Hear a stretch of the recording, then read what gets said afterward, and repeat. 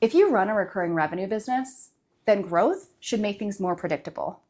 But for most companies, it's the opposite.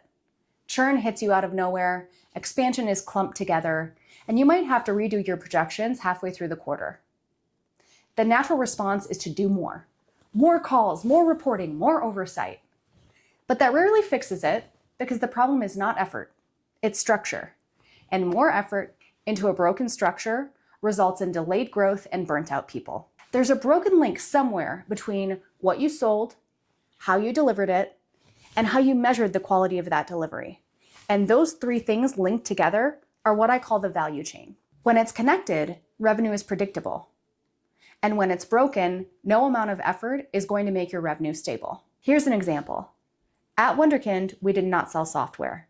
We sold revenue and return.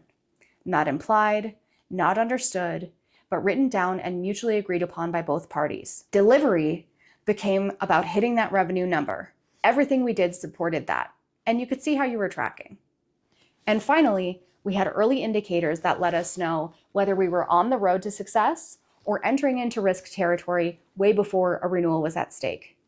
And those things allowed us to scale from 65 million to 150 million in annual recurring revenue. It was not more activity. It was making sure that our chain was always connected and that anything we were doing was reinforcing one or multiple of those links. Whether you're building this for the first time or fixing a part of it, the chain is always going to remain the same. So here's how to tell where you are. Think about the accounts that churned in the last 6 months.